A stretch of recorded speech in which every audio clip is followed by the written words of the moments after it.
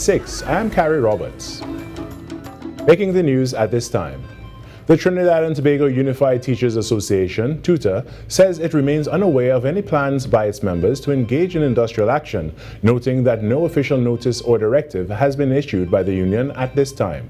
Speaking via voice note, TUTA President Crystal Ash told TTT News that his executive is engaged in professional development workshops and staff meetings for the day.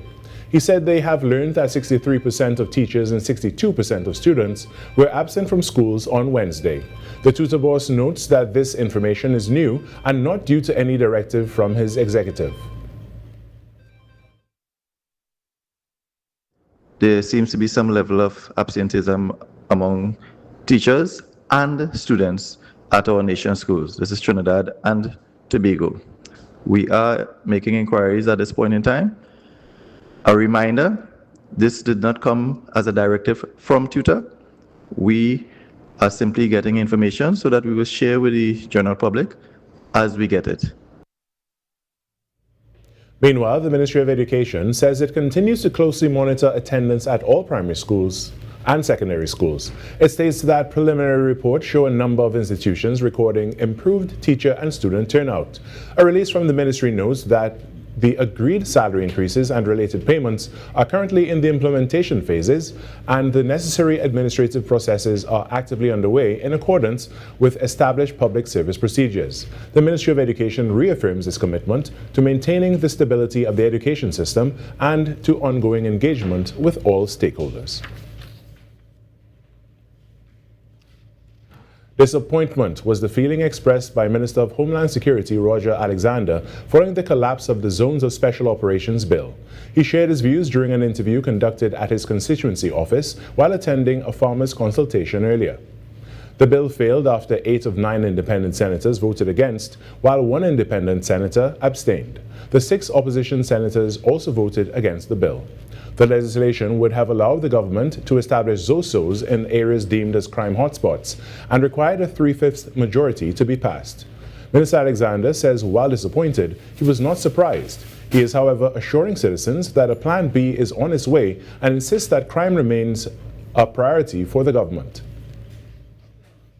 You know, you're going to tell everybody, and then everybody, there'll be no surprise, there'll be no element of surprise for us to treat with crime. That's what we try to avoid doing. Every time we say that we want to put something on the table, and if we talk about it too much, it goes out there and persons try out their best to see how they could treat with it, and it's now issues. In other news, Inter-Caribbean will join the fleet of airlines operating in the region as the Ministry of Transport and Civil Aviation welcomes the carrier. This ahead of the launch of a new non-stop air service between Barbados and Trinidad and Tobago. The service is scheduled to begin on March 9, 2026. The 4 times weekly service will operate between Grantley Adams Airport in Barbados and Piarco. According to the ministry, the new route is expected to strengthen regional air connectivity and improve direct access between Trinidad and Tobago and one of the Caribbean's major aviation hubs. Minister of Transport and Civil Aviation, Eli Zakur, described the introduction of the service as an important milestone in strengthening regional linkages, noting its potential to support tourism, trade, and cultural exchange. He also said the service is expected to benefit both business and leisure travel. The ministry said it will continue to work with Inter-Caribbean Airways and key stakeholders to facilitate the successful introduction of the service and to further enhance Trinidad and Tobago's regional connectivity. In some sport now, it was a losing start for the Trinidad and Tobago men's under-17 football team, who went down in the first of 2 friendlies against Peru's under-17 by 6-0. The Randolph boys coach outfit struggled against their South American components, who had 6 different goal scorers at the Peru Federation Training Center on Wednesday. The match, which began at 10 a.m. in Lima, is part of TNT's preparation for their CONCACAF Under-17 World Cup qualifiers, set to begin on February 3rd against Barbados at the Hazley Crawford Stadium. TNT and Peru will meet again in their second friendly match on Friday. And that's what's making the news at this time. But we have waiting for us Virmala Balkaran, the host of Trinidad and Tobago Today. Good morning, Virmala. Good morning, Carrie. How are you this morning? I am doing well this morning, and what a time to be alive when social media could make you almost a billionaire. Tell me how? Well, you know this influencer, he's on TikTok, Instagram, Kabi Lame is a Nigerian guy who just shows his displeasure about people complicating what's supposed to be simple tasks, and he doesn't say a word. The guy that does this. You know what I'm talking about? Yes, I do. Well, he just signed a deal for $975 million US so that the company that signed him can use his image and his following and for marketing purposes and all that. So he can just do this. Yeah, exactly. So that's all I need to do to make all that money. I mean, if you find a way to do it, read me in too, please. I definitely will. Well, thanks for sharing that, Carrie. Coming up this morning on the show, we've got some CARICOM developments to discuss with Mr. Ralph Mirage. And you know the drill. That and more coming up inside Trinidad and Tobago today. Oh, really looking forward to it. All right, thank you so much, Virmala. No problem, Carrie. When we come back, the Trinidad and Tobago Today morning show gets going after this break.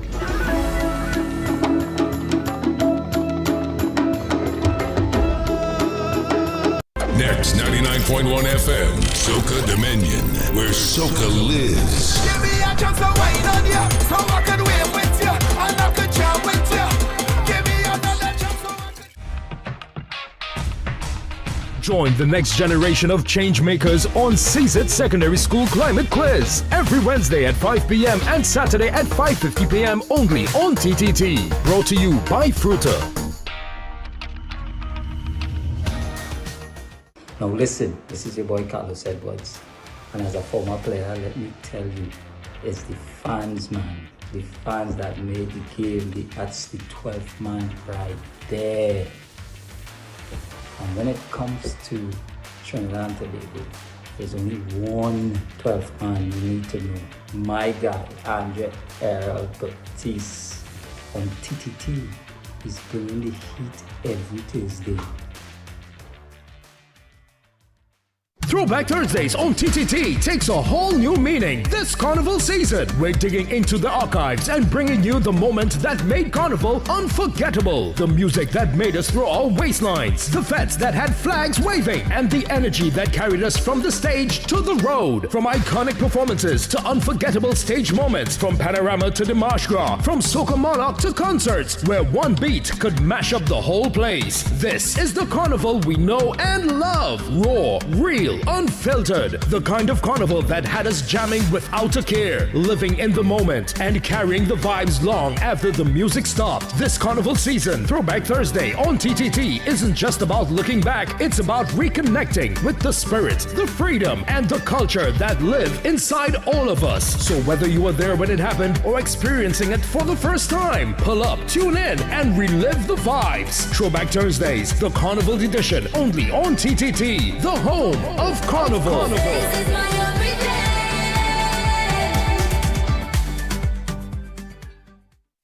bring your team, bring your flags, bring your vibes. Next 99.1 FM is taking over the Savannah. Sunday 1st February, we are bringing the energy for Jam Iron on the greens.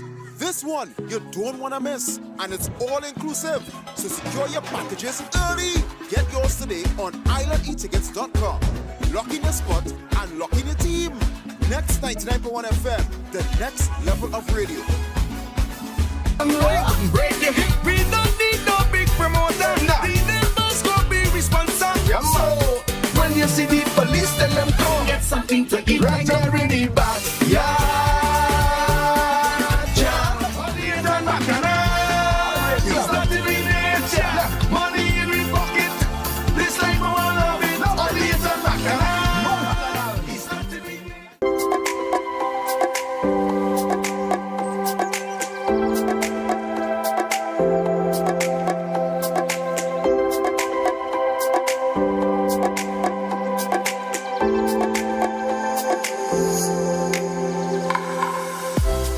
Thursday, January 29th, 2026. The time now, 6:09 a.m. Good morning, Trinidad and Tobago and the world. I'm Virmala Balkaran. Welcome to Trinidad and Tobago Today. Taking a look at what's trending this morning as usual. An update from the Trinidad and Tobago Police Service following the defeat of the Zones of Special Operations, or ZOSOS, the bill in the Senate, while the Deputy Commissioner of Police, Junior Benjamin, is assuring the country that despite the bill not passing, police work will continue as normal. Now, he was speaking during a media briefing, and the DCP, Benjamin, explained that the TTPS already operates using crime prevention, detection, and conviction strategies every single day. So in simple terms, I guess what he's saying is that whether ZOSO exists or not, police still have plans in place to patrol communities, investigate crimes, make arrests, and even bring offenders before the courts. Then he said that the failure of the bill does not affect their ability to do their jobs. And that, well, the service already has both strategic and operational plans guiding their work, that is. DCP Benjamin also then expressed confidence in the Commissioner, Alistair Guevara, and went as far as to say he remains hopeful that 2026 could still become one of Trinidad and Tobago's safest years. So essentially, the message from the police this morning is business continues as usual. Now, as we're on the topic of the ZOSOS, the Prime Minister, Kamla Prasad Bisesa, issued a strong statement on Facebook yesterday afternoon in response to the failed ZOSO legislation. She said very plainly, her government will not buy votes. According to the Prime Minister, during the Senate debate, 2 of the President's senators approached a senior government senator asking for personal favors in exchange for their support of the bill. Support that, of course, was needed to get it passed. She says those requests were rejected, and from that moment, it became so clear that the bill will fail. The Prime Minister then also addressed people celebrating the defeat of this bill, and she explained something important that many citizens may not realize. She pointed out that under a state of emergency, what we've been living under recently, that is, the government actually has more power than it would have under the ZOSO. She says that ZOSO was meant to replace the state of emergency and limit those emergency powers, but not expand them.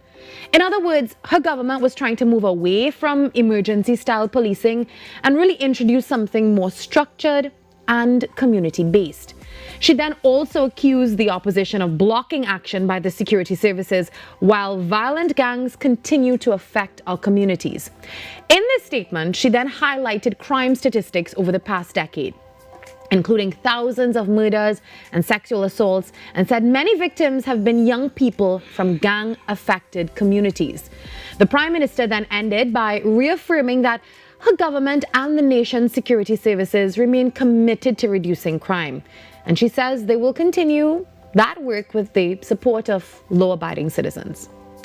And now for some really positive news for regional travel and connectivity. The Ministry of Transport and Civil Aviation has now announced that Inter-Caribbean Airways will begin a new non-stop service between Barbados and Trinidad starting March 9, 2026. The airline will operate 4 flights per week between Grantley Adams International Airport in Barbados and here in Piarco International Airport, here in Trinidad, that is. What this means for the average person is easier travel between the islands. So whether you're flying for business, leisure, family visits, or even maybe medical appointments.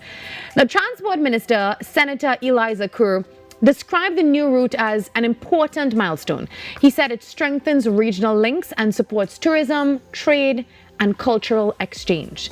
The ministry also says it will continue working with Inter-Caribbean and other key agencies to ensure that the service launches smoothly as part of government's wider effort to improve airlift and regional integration. Well, coming up after this short break, Mr. Ralph Mirage joins us via Zoom to discuss the relationship between CARICOM and Trinidad and Tobago. That and more on TNT Today.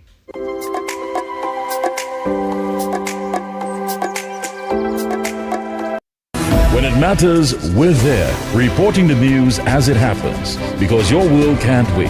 TTT News, nightly at 7. TTT News, committed, accurate, relevant.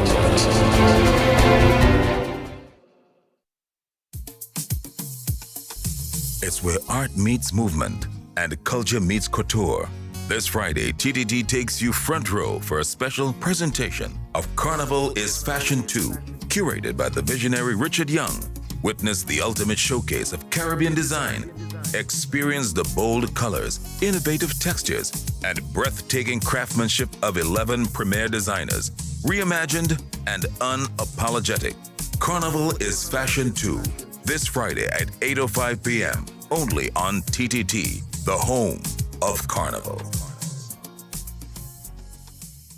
Line and Length, the #1 cricket program in the West Indies, is on TTT. Line and Length brings you up-to-date interviews, analysis, and highlights on the game in the region and internationally. Line and Length in association with Massey United Insurance on TTT.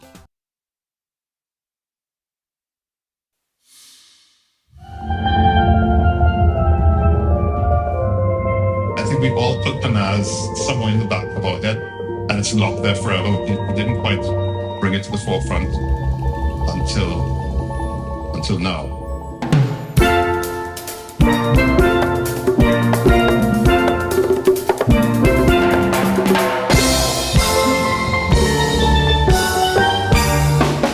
The main reason for us forming the band was to enter a competition in Trinidad called Pan Ramajé.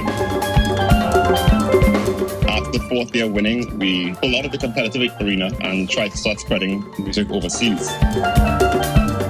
We want to actually show the audience what Trinidad and Tobago music is about. You know, it's like we changed the perspective that people had of pan and pan players.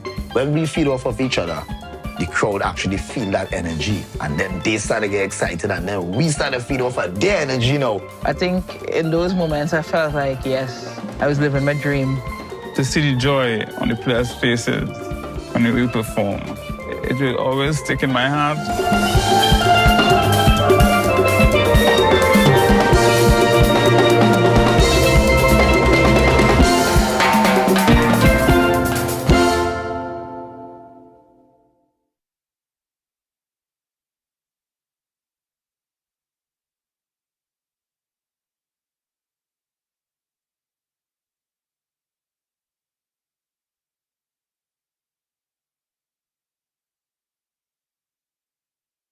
Throwback Thursdays on TTT takes a whole new meaning this Carnival season. We're digging into the archives and bringing you the moment that made Carnival unforgettable. The music that made us throw our waistlines, the fetes that had flags waving, and the energy that carried us from the stage to the road. From iconic performances to unforgettable stage moments, from Panorama to the Marsh Gras, from Soca Monarch to concerts, where one beat could mash up the whole place. This is the Carnival we know and love. Raw, real, unfiltered. The kind of carnival that had us jamming without a care, living in the moment, and carrying the vibes long after the music stopped. This Carnival season, Throwback Thursday on TTT isn't just about looking back, it's about reconnecting with the spirit, the freedom, and the culture that live inside all of us. So whether you were there when it happened or experiencing it for the first time, pull up, tune in, and relive the vibes. Throwback Thursdays, the Carnival edition, only on TTT, the home of Carnival.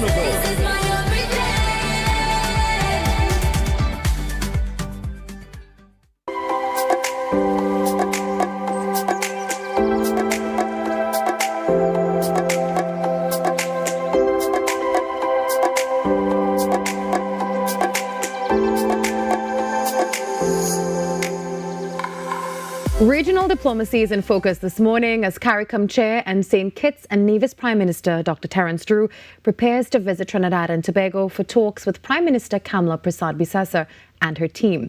Now, this visit forms part of the Chair's outreach to newly elected regional leaders aimed at strengthening dialogue and aligning perspectives across CARICOM.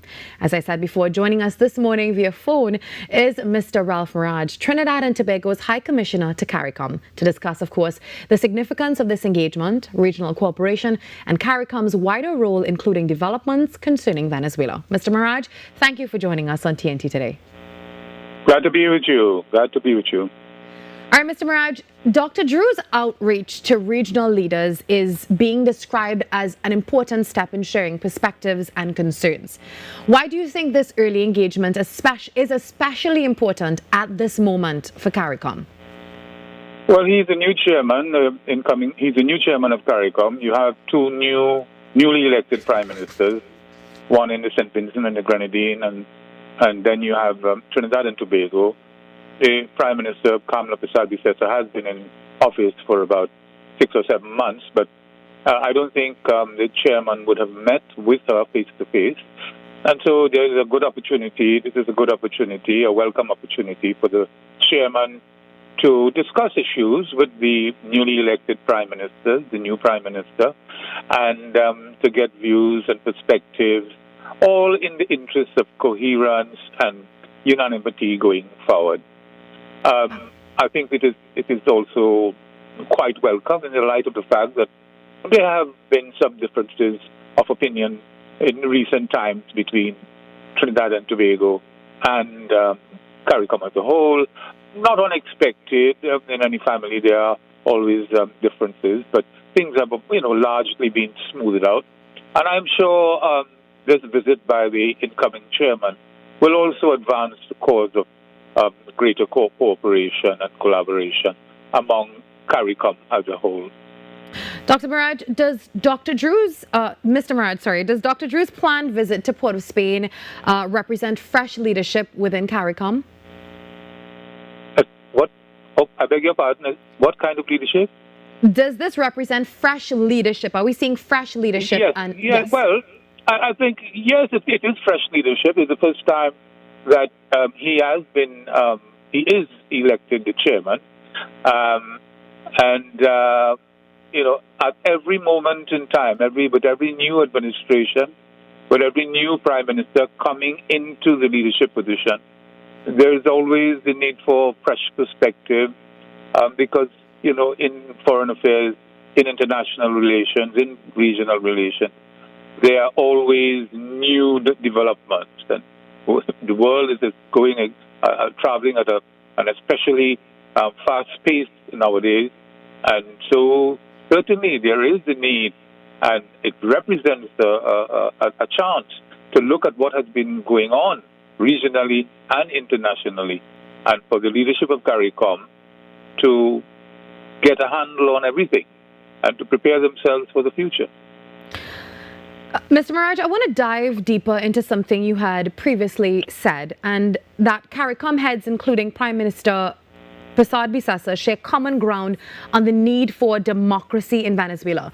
Can you explain to us that shared position and why this matters, especially for regional stability?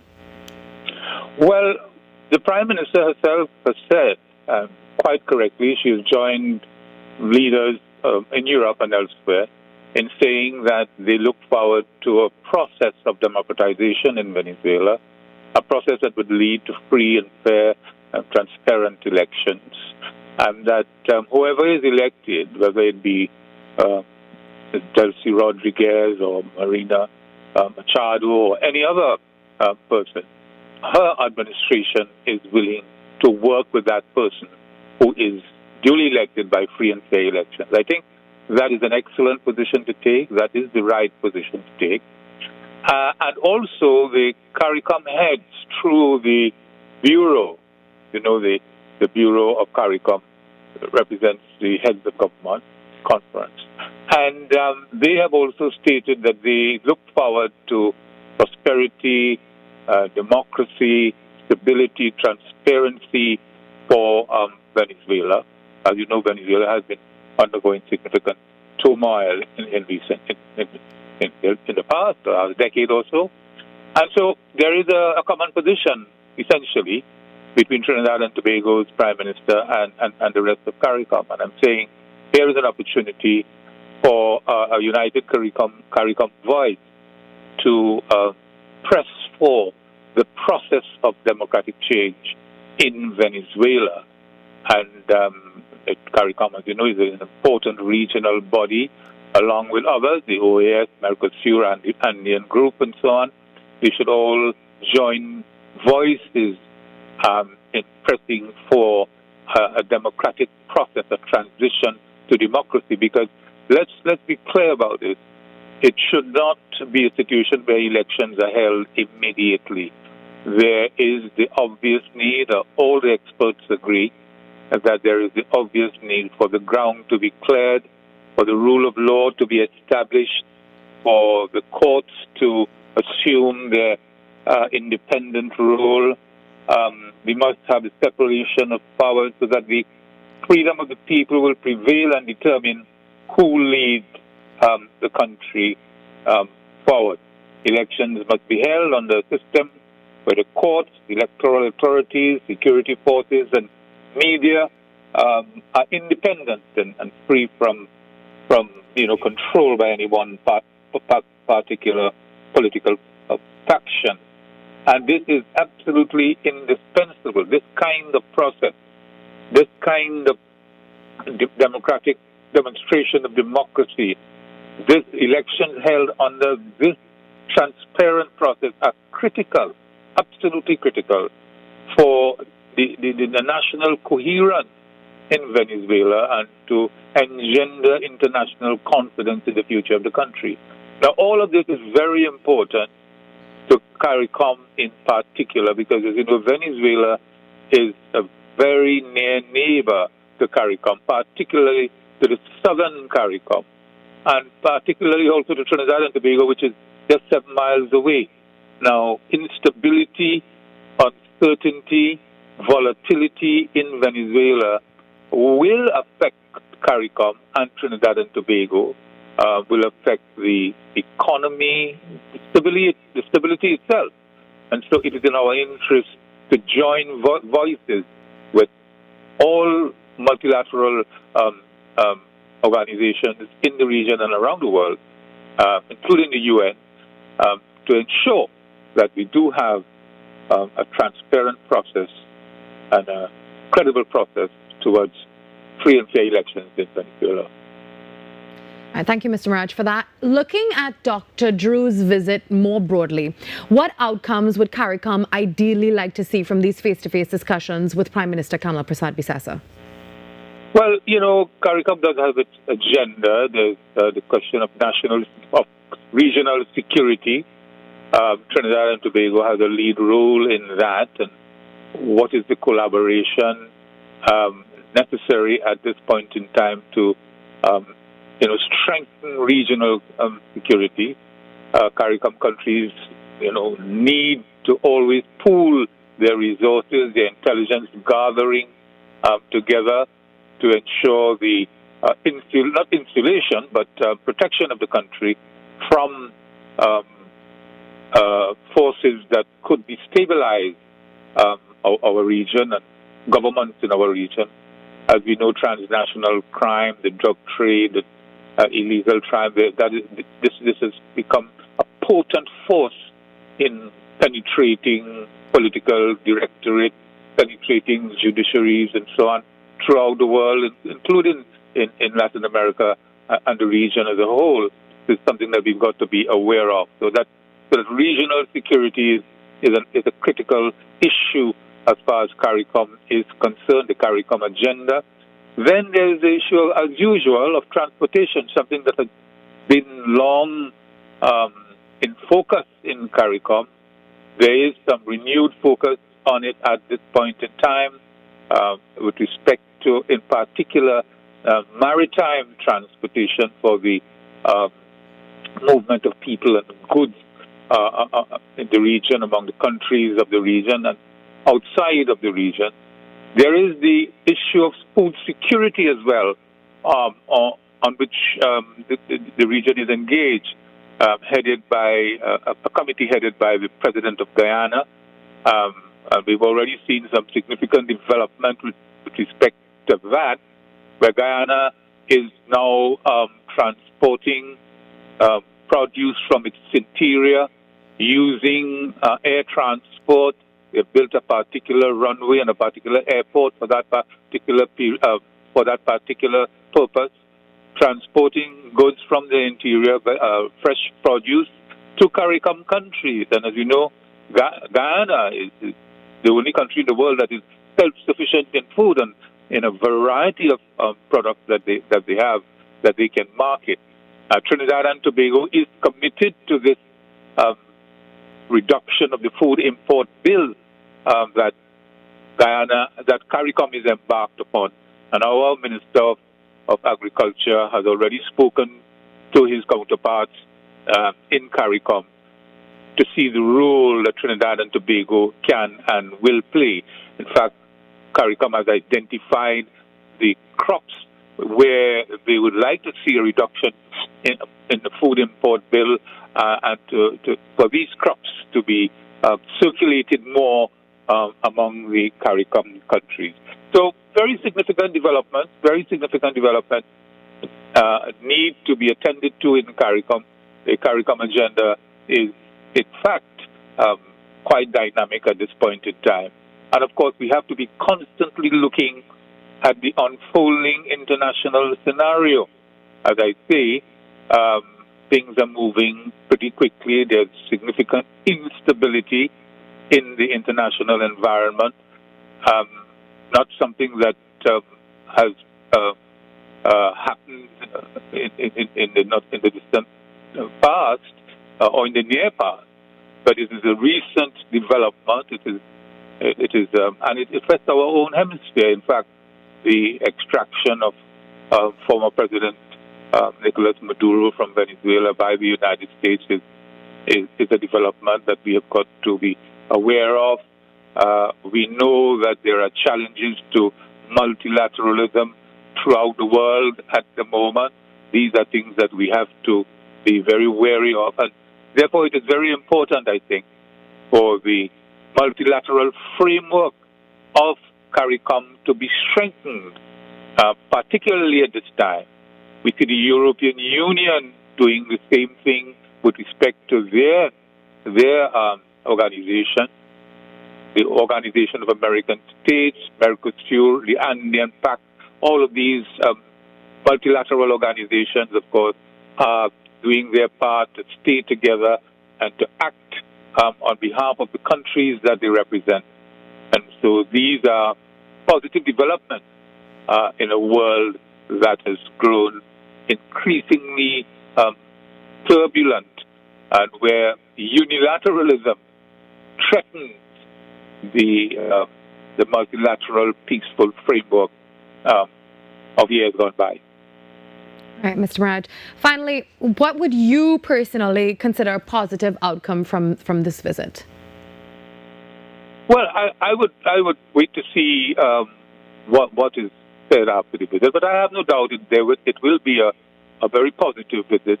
There will be positive outcomes from it, and I am sure it all will redound well for the benefit of CARICOM and the individual countries, Trinidad and Tobago, Jamaica, Guyana, Barbados, all of these countries. So that when the new chairman makes it his business to make himself acquainted with the CARICOM leaders who are new on the block, that is indeed itself a very positive sign.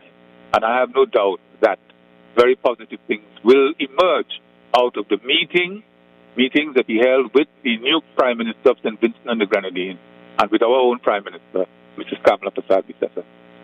All right, thank you so much, Mr. Ralph Maraj, for joining us on Trinidad and Tobago today. Okay, you're welcome. All right, have a great day. That's as we prepare for that visit from the CARICOM chair and St. Kitts and Nevis Prime Minister, Dr. Terence Drew, preparing to visit Trinidad and Tobago for talks with Prime Minister Kamala Persad-Bissessar. When we come back, we've got so much more on the show for you. The time now, 6:33 a.m. on Trinidad and Tobago today.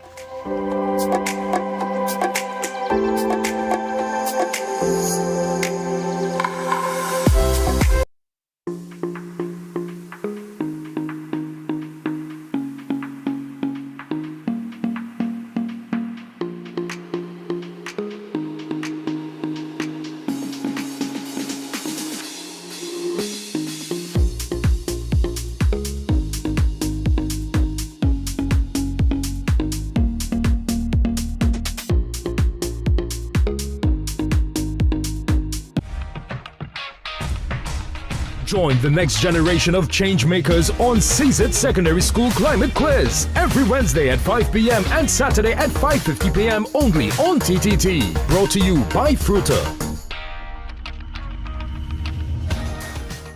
Throwback Thursdays on TTT takes a whole new meaning this Carnival season. We're digging into the archives and bringing you the moment that made Carnival unforgettable. The music that made us throw our waistlines, the fets that had flags waving, and the energy that carried us from the stage to the road. From iconic performances to unforgettable stage moments, from Panorama to the Marsh Gras, from Soca Monarch to concerts, where one beat could mash up the whole place. This is the Carnival we know and love. Raw, real, unfiltered. The kind of carnival that had us jamming without a care, living in the moment and carrying the vibes long after the music stopped. This carnival season, Throwback Thursday on TTT isn't just about looking back, it's about reconnecting with the spirit, the freedom, and the culture that live inside all of us. So whether you were there when it happened or experiencing it for the first time, pull up, tune in, and relive the vibes. Throwback Thursdays, the Carnival edition, only on TTT, the home of Carnival.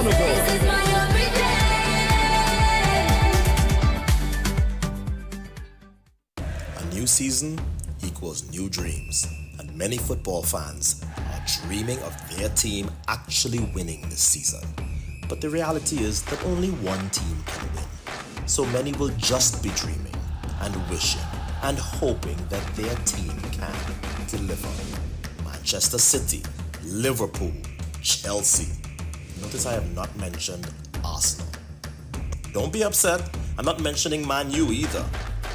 This is Atto Bolden inviting all of you to follow the 12th man as they celebrate a new season on TTT and enjoy the ride. Your news, anytime, anywhere. TTT News brings you the facts that matter most, on air and online. TTT News, nightly at 7. TTT News, committed, accurate, relevant.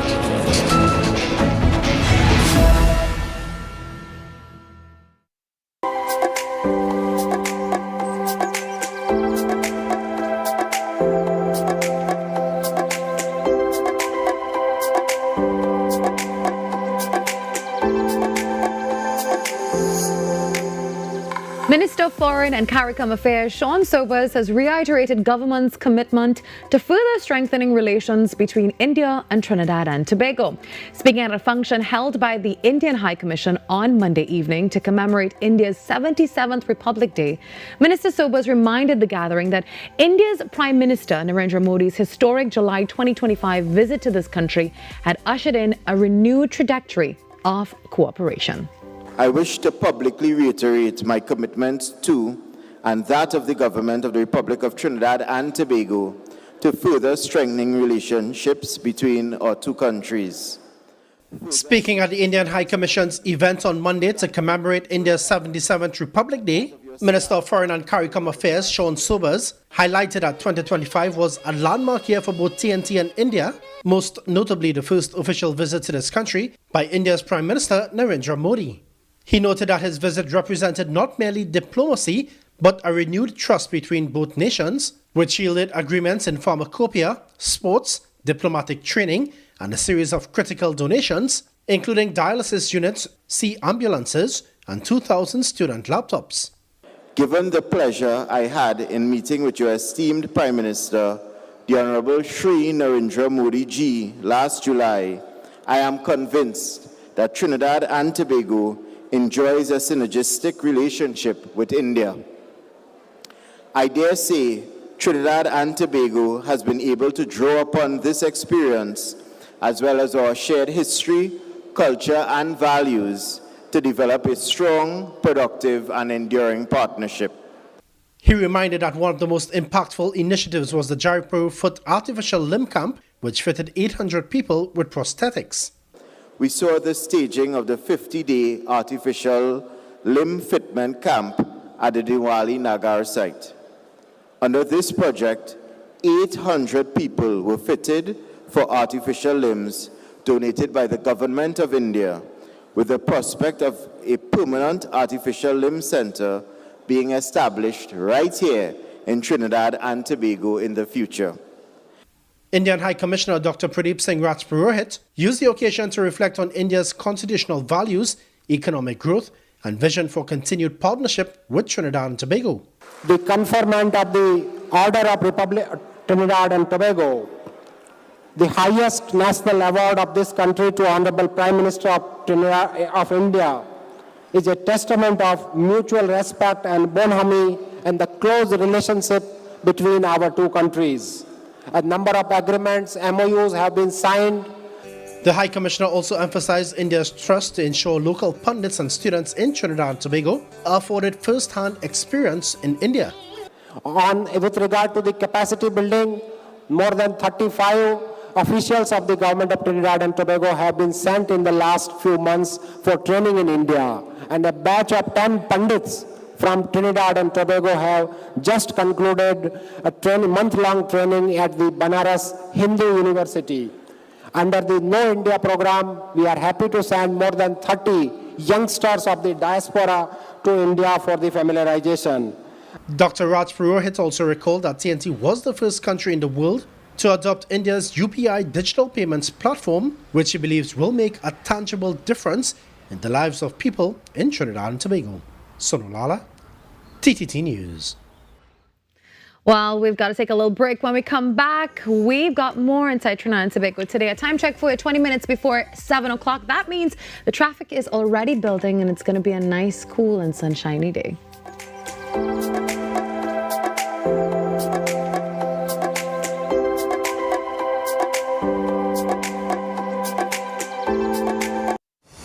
City 91.1.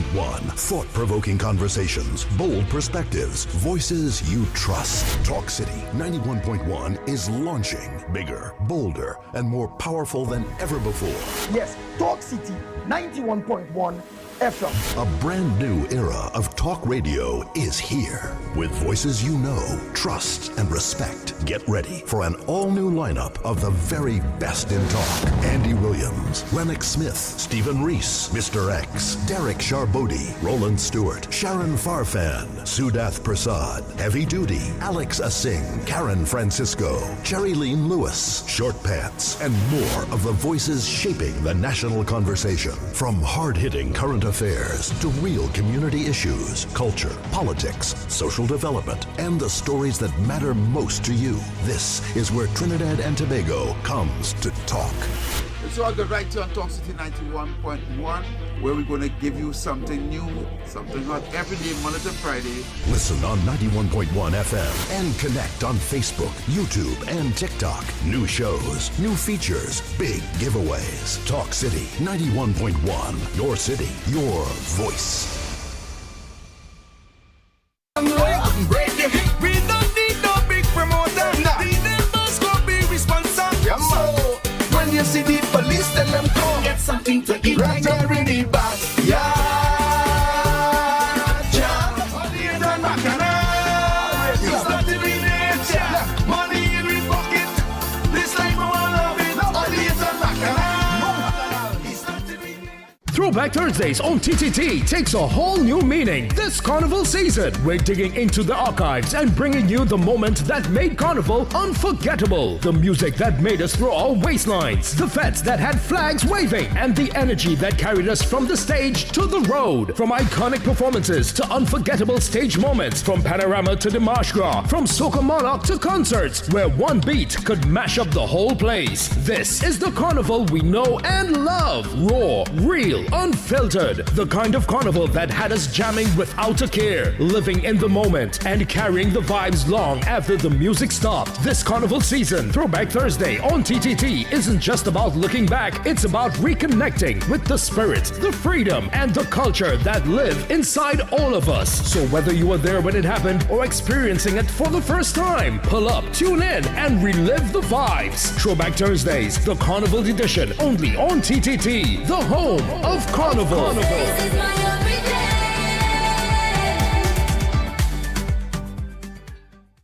Your news anytime, anywhere. Join us nightly at 7. TTT News. Committed, accurate, relevant.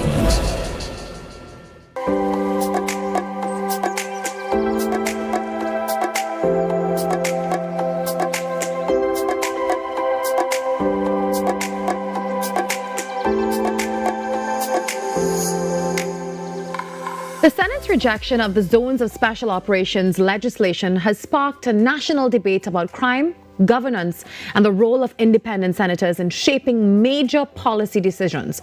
Now, while emotions remain high, questions continue about what influenced the vote. And of course, what comes next? Joining us now is former Senate President Timothy Hamel-Smith to discuss the Senate process, the responsibilities of the independent senators, and the broader implications of the failed bill. Good morning, Mr. Hamel-Smith. Good morning. Great to be here. Thanks for inviting me to speak on this topic. All right. Well, Mr. Hamill-Smith, as a former Senate president, can you walk us through how independent senators typically assess legislation of this magnitude? There's been so many rumors flying around, but what factors are most important in that process for them? What about the Constitution, human rights, safeguards, even clarity of powers? Yeah, well, I can't speak for the independent senators. I mean, yes, I've seen independent senators over a period of 5 years.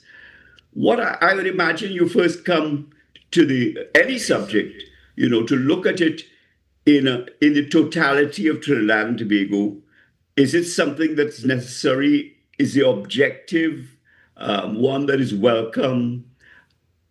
And is it good for the country at the end of the day? I think that's your starting point, I believe. Then, of course, you look into the actual legislation to see where perhaps there may be errors, where there may be omissions, where perhaps it could be improved. I take it that is the process that any senator, frankly, whether independent or otherwise, would come to the table to make an assessment in terms of how Parliament should deal with this piece of legislation. All right. Mr. Hamill-Smith, you said that you're not opposed to the ZOSOS in principle, right? But so from your perspective, what concerns or gaps made this particular bill difficult for some of the senators to support? Yeah, so I do think it was a pragmatic piece of legislation. I think it's far better than having a state of emergency, which was countrywide. So in terms of, if you had to put it in a pecking order, I think that it's replacing or bringing legislation that's specific to particular hotspot zones, however you may wish to call it, is a preferred approach. I do think that, some things they got right. Some things I think are welcome from a Trinidad perspective. The fact that we should have zoned areas as opposed to countrywide, when the problem, as seen by the government, is not a countrywide problem. It's a problem emanating from certain areas. So that I think having it targeted is probably a very good approach. It allows you to be focused rather than widespread. And so from that perspective, I think the legislation was appropriate. I do think that, one of the other things that they were welcome is that the social dimension that they brought to it. So quite apart from a state of emergency, I think if your intent is to have this particular zone improve its standard of living so that that part of the society rises, would be very welcome. I think there could have been more to it than that. I do know that there was a grouping, including whoever the parliamentary representative is, to be part of a revisit, but they could have had more aspects of it. I would have liked to have seen a reporting on a regular basis, so the very zone saw how it was doing, whether it was in education or whether it's in keeping crime down, whether business operations were running smooth, those sort of things. And what do we need in our particular area might be different from another zone. And they would have had that opportunity to determine if, in fact, we are doing well. And if you're going to do that, I think you need to publish the response. And I didn't see that in the bill. I would like to have seen that. And likewise, a review by Parliament. Now, there was a review. I would think a 2-year window is what one would need to really make a proper assessment of if this is working well or not working well. What it did, and I don't know if the general public are aware of it, because I think get the sense that people feel this is just a state of emergency brought into a particular area. But yes, whilst you can arrest on suspicion, the court still, you still have judicial review. You still have the ability to go to the magistrate's court, to the high court, and have the after the event, but have the issue ventilated, as it were. So the courts weren't shut out, which is fairly different from the process you have in a state of emergency, where, yes, there's a tribunal, but as you would have seen, the majority of the persons who were held during the state of emergency have just been locked away. Mr. Hamilton, I just want to address the issue of the senators, and I want to dive a little bit deeper. So yesterday there was a statement by the Prime Minister on Facebook, and she alleged that 2 of the president's senators sought personal favors in exchange for support of the bill. Now, without getting into any individuals, what systems exist within the Senate to deal with claims like this, and how important is transparency when such allegations arise of that magnitude? Well, this is the first time I've ever heard of an allegation of senators seeking personal favors in return for voting, and that's a very disconcerting event. If your independence is up for sale, that is, not a very good sign. As to its accuracy, I have no idea, and I do think, certainly in terms of, to the extent the Prime Minister hasn't divulged specific information, I would expect that's the route you should take. I mean, but I don't know much more about it than what you've told me there about Facebook. Well, then, from your experience, how are independent senators or senators supposed to conduct themselves during sensitive votes? What consequences exist, if any, if there are if there is a crossing of ethical lines, per se? Are there ethical lines? I'm sure there are. You expected, as all senators are expected, to conduct yourself in an appropriate manner. The idea is, I'm looking at a piece of legislation. I would think, determine, is this something that would improve the country? Is it something that would be beneficial to the greatest number of people? And that is, having done that, there are specific matters that I would look at in the bill to see if there's overreach, if perhaps there's some things that could be tightened up and perfected from the point of view of the senator. That's the sort of approach I would expect a senator to take. I've never heard of somebody's, a suggestion that senators seek favors in return for their vote. That's a phenomenon that I have not experienced.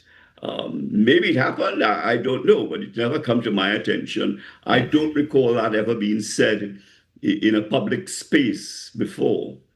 I may be wrong, but that's the first I've ever heard of such an allegation. Well, Mr. Hamilton, do you believe that this outcome that we just saw leaves room for improved legislation? And what lessons should our policymakers take from the failure of this bill? All right. So one of the things that I have put forward fairly often is the way I think that the independent senators is a wonderful check and balance in the system that brings another voice to it, as opposed to a very partisan voice you would expect from the opposition or from the government.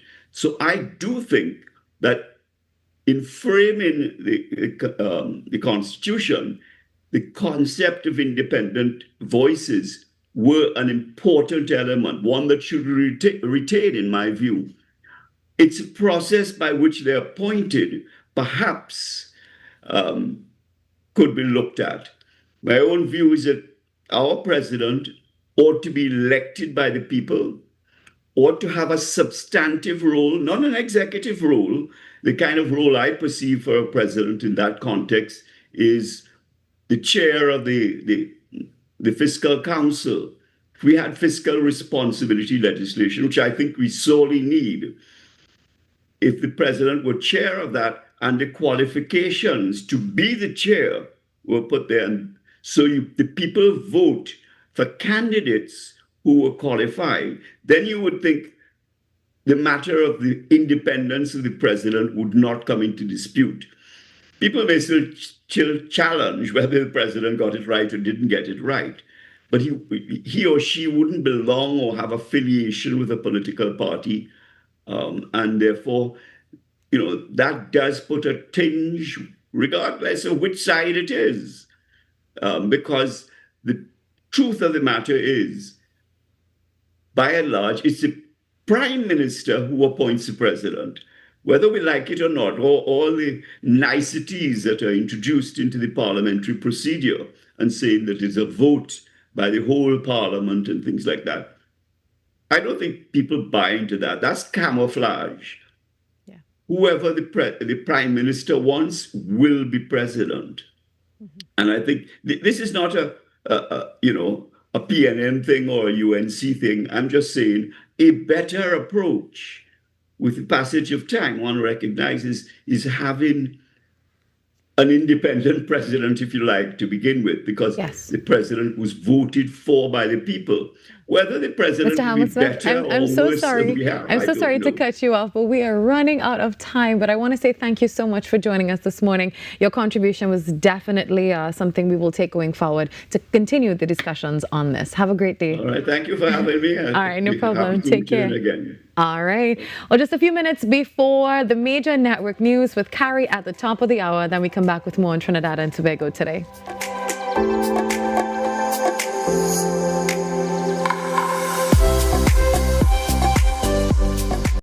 Bring your team, bring your flags, bring your vibes. Next 99.1 FM is taking over the savannah. Sunday 1st February, we are bringing the energy for Jam Iron on the greens. This one you don't want to miss, and it's all inclusive. So secure your packages early. Get yours today on islandetickets.com. Lock in your spot and lock in your team. Next 99.1 FM, the next level of radio. It's that time of the year again, my friends. You feel it in the air. Football, football, football. It's back. Everyone's locked in. This is Richard Torpedo Thompson, and my Trinidad and Tobago people. I'll stay this straight. Fans make the game. Cheers, chants, passion. That's the heartbeat of football. There's only one 12th man that really brings the energy. That's Andre Errol Batiste on TTT. Every Thursday on TTT. Don't miss it. Throwback Thursdays on TTT takes a whole new meaning this Carnival season. We're digging into the archives and bringing you the moment that made Carnival unforgettable. The music that made us throw our waistlines, the fets that had flags waving, and the energy that carried us from the stage to the road. From iconic performances to unforgettable stage moments, from panorama to the Marsh Gras, from Soca Monarch to concerts, where one beat could mash up the whole place. This is the Carnival we know and love. Raw, real, unfiltered, the kind of carnival that had us jamming without a care, living in the moment and carrying the vibes long after the music stopped. This Carnival season, Throwback Thursday on TTT isn't just about looking back, it's about reconnecting with the spirit, the freedom, and the culture that live inside all of us. So whether you were there when it happened or experiencing it for the first time, pull up, tune in, and relive the vibes. Throwback Thursdays, the Carnival edition, only on TTT, the home of Carnival.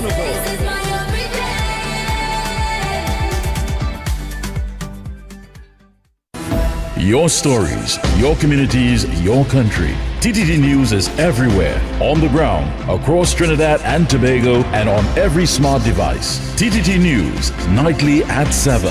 TTT News, committed, accurate, relevant.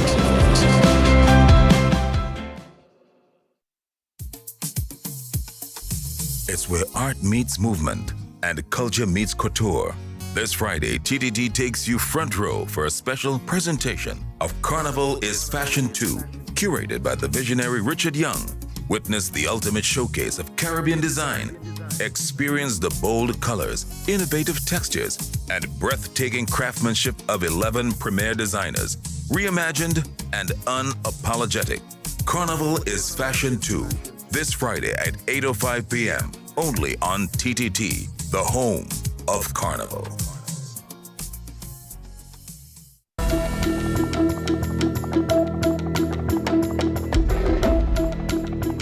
Good morning, this is your TTT News Update at 7. I'm Carrie Roberts. Making the news at this time. The Trinidad and Tobago Police Service says the school-oriented policing initiative has yielded positive results. It has reaffirmed its commitment to working alongside school-based police officers and other stakeholders to maintain a safe and secure environment for students, teachers, and parents. In a TTPS media briefing on Wednesday, Deputy Commissioner of Police Junior Benjamin said the school-oriented policing initiative will maintain its mandate of providing support for school security officers and ensuring the safety of students and other stakeholders. We recognize as we seek to build that level of mentorship that the police officers are already having an impact, and therefore we can say even from the stats that we are seeing that because the officers are there, that there is some level of reduction, and in some cases not just reduction, but there is some mentorship taking place, and that in itself is a positive for us. Assistant Commissioner of Police Brian Sudeen gave further insight gathered from the initiative. So far, for this initiative, there has been a total of 33 arrests, student arrests. Offenses include possession of marijuana, possession of a weapon, sexual misconduct, assault on a principal, resisting arrest. Suspension, students suspended amounted to 63 students thus far from September to January 28th. The school-oriented policing initiative, which started at the beginning of the 2025-2026 school term, aimed to combat instances of school violence. The collaborative effort between the Ministry of Education and the TTPS started with 50 schools with the addition of an additional secondary school during the first term. The government of Trinidad and Tobago is making it clear that the mental and emotional well-being of our children is a national priority. This as the Ministry of the People, Social Development and Family Services launched their Mindful Me journals on Wednesday, aimed at helping young people alleviate exam-related stress and anxiety. We want our children to succeed. We want them to excel. But we must also acknowledge the weight that expectations can place on young minds. To the students who are here today, we want to share with you, you are not alone. Your feelings matter. It is okay to feel nervous. It is okay to feel stressed or overwhelmed. And it is okay, most of all, to ask for help.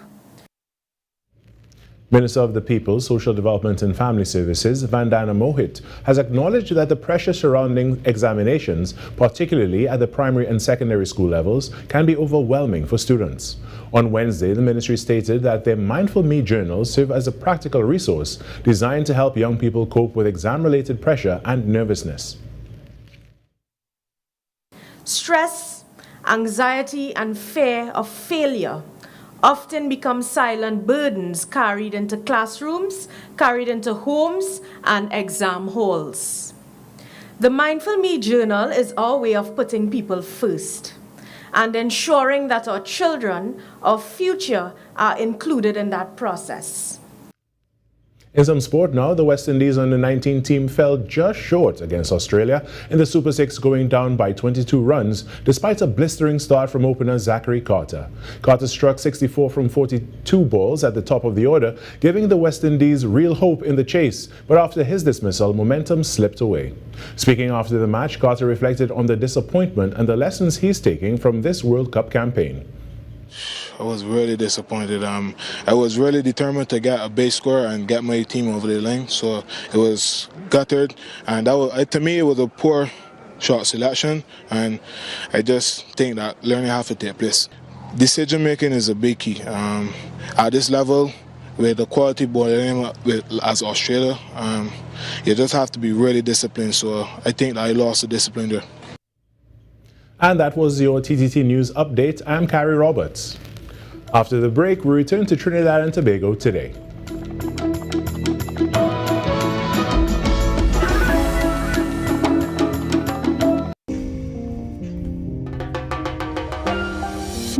Watch the passion building and the voices roaring with the mission done and the game is won. With the music talking and the big stage calling, the culture comes alive and it's just endless vibes.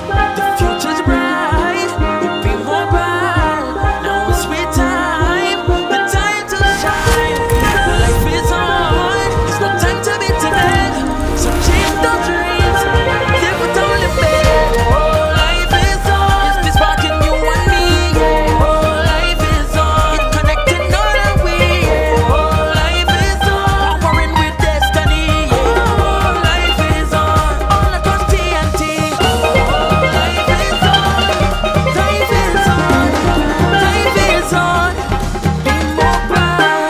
On with Be Mobile. More news, more access, more ways to stay informed. TTT News covers the stories that matter on air and online. Join us nightly at 7. TTT News, committed, accurate, relevant.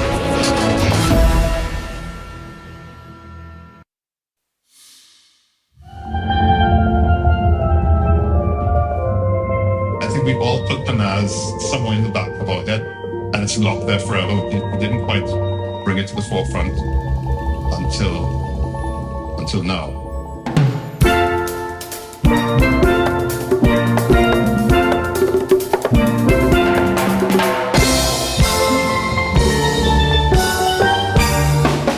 The main reason for us forming the band was to enter a competition in Trinidad called Pan Ramage. After the fourth year winning, we pulled out of the competitive arena and tried to start spreading music overseas. We want to actually show the audience what Trinidad and Tobago music is about. You know, it's like we changed the perspective that people had of pan and pan players. When we feed off of each other, the crowd actually feel that energy, and then they start to get excited, and then we start to feed off of their energy now. I think in those moments I felt like, yes, I was living my dream. To see the joy on the players' faces when we perform, it will always stick in my heart.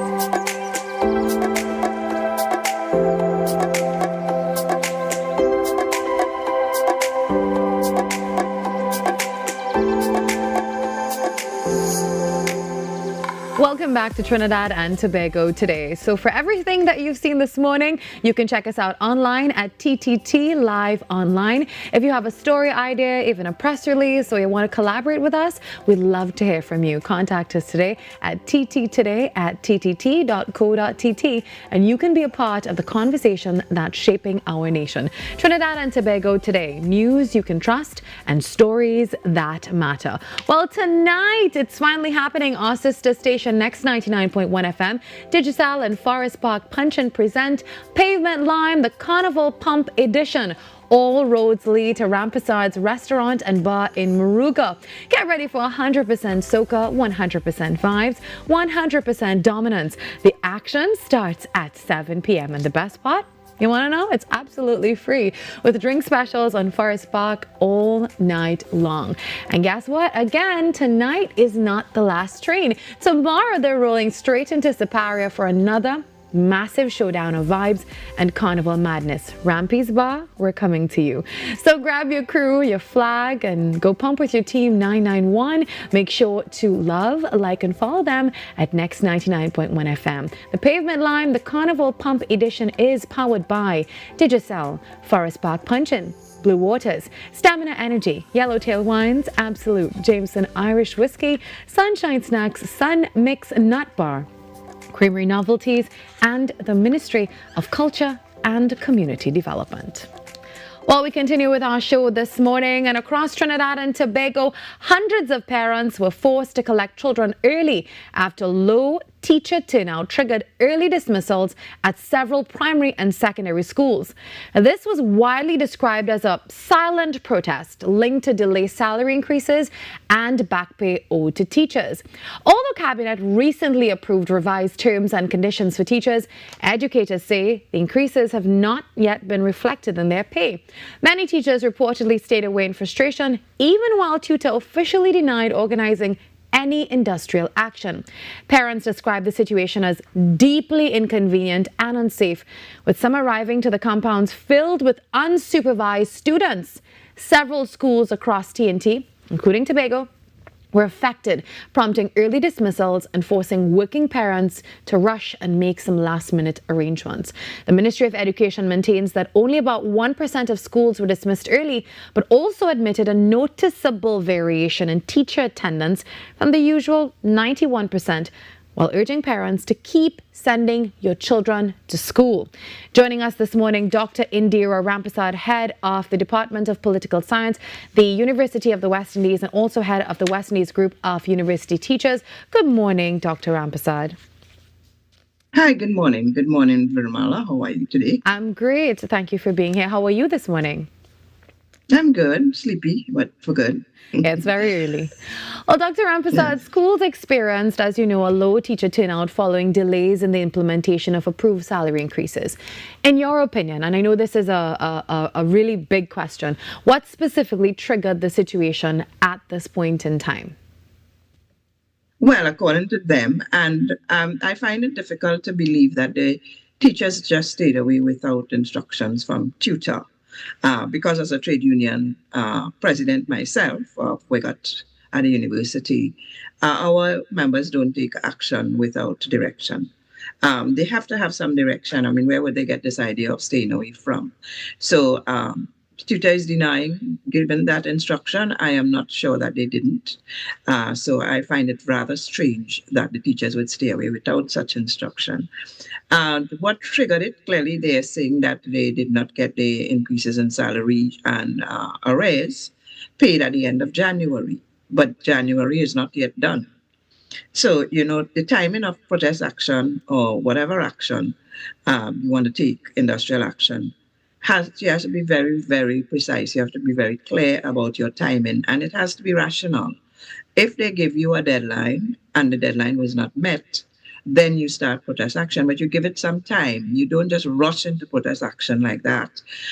You know, we had a spate of protest action because we were waiting for years, and the last government had not settled salary increases from 2014 to 2020. We still have to negotiate 20 to 23. That is at the UE. We got West Indies Group of University Teachers. But we phased it and we timed it. So if they gave us a timeline, we got something, our principal negotiates for us. And she comes back and said, okay, they said they will pay it by a certain date. We give them time to do that and then mobilize when we see it escalating out of proportion.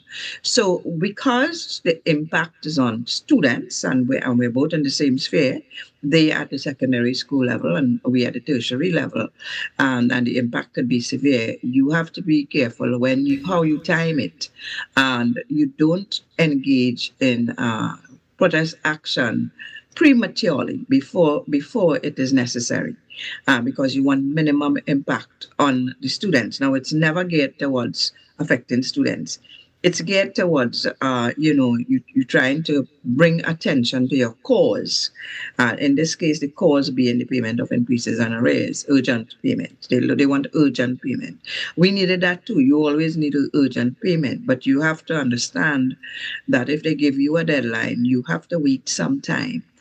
Because, and we understood this from our principal as well, that they have to go through some bureaucratic procedures to get approvals for the monies to be disbursed. And the Ministry of Finance has to be involved.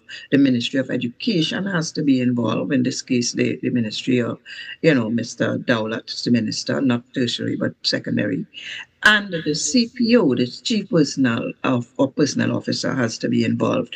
And it has to go through those necessary channels and approvals. It also would have had to go through Cabinet, would have had to go through Parliament to get the funds, and it's amounting to millions of dollars to get it improved. So protest action has to be reasonable. Okay. The other thing is another cause for concern, and I think this was in UGFW, is that some are getting 10% and some are getting less. So that has to be equalized. If a union settles for 5%, for example, and another union come and get 10%, then the government has to try to equalize that, because we're all citizens of Trinidad and Tobago, and citizens have to be treated equally. So you try either make up for that in another negotiation, or you'd pay that excess retroactively. There's a precedent here. This is the tradition that they have to equalize, because you can't give one 10%. We'd look at preferential treatment and then give one 5%. So we saw that the NUGF clamored and they got the 10% that the Public Services Association got. Tutor is asking for they had asked for 5%, and they're prepared to settle for that. But in subsequent arrears, the government, subsequent settlement, subsequent negotiations, the government will have to consider, as they will have to consider for we got as well, because we got settled for 6%. They would have to consider the excess to equalize, and that could come in a subsequent negotiation. Now, the other side of the story, the part where my political science hat here now, so I'm also a political scientist, and in addition to being the trade union leader, is the government side of this is they have severe cash crunch. They have a severe financial problem. They inherited an empty treasury. And the last government treated the unions with disdain. They did not settle from 2014 to now. Negotiations were not settled. They were stalling. They dismissed us. They ignored us. We had to protest even for our remit. And, our protests involved marching around the campus. We had whitewash days, blackout days, all kinds of strategies unions have to come up to get their just dues. We needed a remit. We had to protest for that. Then the remit 000, we had to protest that. Then the remit 002, we protested that. And so you protest until you get what you want, but you have to time it, and you have to ensure minimal disruption, especially where students are concerned. But at the same time, your strategy has to be effective. So you escalate and escalate and escalate as time passes. You escalate. We were prepared to black out completely at the university if this thing had not come to some solution. The government of the day, last government, realized we were very, very serious. And you had to show that you're serious, because they cannot treat you with disdain. They cannot treat you with scorn. They cannot, they cannot disrespect workers. Workers have rights too. So I don't think this is the case with tutor. I think they were promised. I think there's a delay. We were delayed as well in the payments, and we kept asking. The principal came back with, well, you will be paid by a certain time. Once we got that assurance, we eventually got paid, because they said it had to go through the necessary channels and approvals. So we decided to be reasonable and wait. And, the patients paid out in the end. We got our payments, salary increase and payments, 2014, 2020. We still have to go forward, 2020, 2026. So So they, it becomes a necessary evil. Protest action becomes a necessary evil. Like I said, I don't think the teachers just took this upon themselves. There had to be a directive. Teachers don't operate like that. Educators don't operate like that. There had to be a directive, because let's say the government decide to take strict action against those who are staying away. Let's just say, then the legitimacy of that, of course, has to be questioned, whether the government can take action. But then who comes under the fire? Would it be the teachers individually, or would it be tutor, if tutor is claiming they didn't issue any such directive? Dr. Ramprasad, I want to focus now on the students, something you just spoke about with exams approaching. With SEA and CXC examinations approaching, what governance safeguards should be in place to ensure the continuity of teaching, especially during any type of labor negotiations? Well, approaching, I'm not sure it's approaching. We don't have exams until May, June, in my understanding. Well, it's the end of January. Yeah, but it's some time. You have some time, and you're always preparing for exams. When you inform 4 and 5, you're always preparing for exam. When you inform 6, you're always preparing for CAPE. So it's CSEC and CAPE that they have to be preparing for. They have school-based assessments and that is in course assessments, and that could be affected. So, in the past, they have called upon teachers. When teachers go on leave, sick leave, whatever, they have called upon, they have a whole cadre of retirees there that they can call upon to fill those spaces. Teachers in mathematics, English, social studies, sciences, the humanities, they have teachers there that retired teachers with lots of experience that they sometimes call back into the system to act temporarily. So that is one recourse. The other recourse is there has to be constant negotiations and dialogue between union and government. The breakdown that took place, the scorn and the disdain that unions were treated with by the last government, that would never work. That would never work. That's why we saw unions actually getting into political platforms. They had no choice. They had to get settlements for their members. They had to work with a potential government. The last government ignored them. They decided, okay, we are going to work with this government. They went on the platform. The government won. The government settled at least the PSC. So the dialogue and the channels of communication between government and union has to be kept open. The government has to realize, and the CPO, that the unions are an integral aspect of the very fabric of this country. They are the workers, they're the working class, the big group. Every other person is a worker. They can make or they can break a government. They can bring a government down. The way that the last government treated workers resulted, I think, contributed significantly in the defeat of the PNM and the victory of the UNC in the last elections. So that should never be repeated, that kind of attitude to workers. So the communication, so the government will need to come and say, well, okay, we're working on this, that it's going through the channels of approvals, or negotiations are ongoing, or at least this is our final offer. And that has been settled, the offer has been settled. It's the payment, I think, that needs to be settled now, the disbursement of funds. And everybody wants money. So everybody wants money, but money is limited. The government came in, like I said, with a lot of financial challenges, and they had this big payout to PSA. They have to run the country. They have all these challenges, foreign exchange crisis, limited exports, the oil prices, not so good, but no, we're not even selling oil and gas. We're not even producing. So we have a lot of economic problems, which the government campaigned on. And they also campaigned on settling trade union negotiations. They campaigned on crime. So they have to deal with these issues because they have a mandate and they're part of their campaign promises. The unions also have their role to play to take necessary action. But I believe that action should always be reasonable. It has to be reasonable. You have to attract attention to your plight. The disruptions actually will get the authorities' attention. But there's a limit to which disruption is legal for essential services. Teachers are essential services. Educators are essential services according to the Industrial Relations Act. And they cannot really get involved in protest action. or industrial action, as they say. So there are ways to do it, and you can have a day of rest and reflection and that kind of thing. There are strategies to be used, and you have to give very, very clear directive to your membership. The membership cannot just take action on their own. They don't. Because, like I said, who would be responsible if they are claiming, Juja is claiming they didn't issue that? Then who issued the directive, and what protection do the members have when they take legal action that could impact on the education of the students? All right. Thank you so much, Dr. Indira Prasad, for joining us this morning on Trinidad and Tobago Today, sharing a wealth of information with us. We hope to have you on the show again. You're most welcome, Virmala. Thank you very much for having me. All right. Take care. Have a good morning. All right. The time, 7:24. Remember, Pavement Lime is taking place today. We are heading to Moruga. We hope to see you there. When we come back, we've got so much more, as usual, on Trinidad and Tobago Today.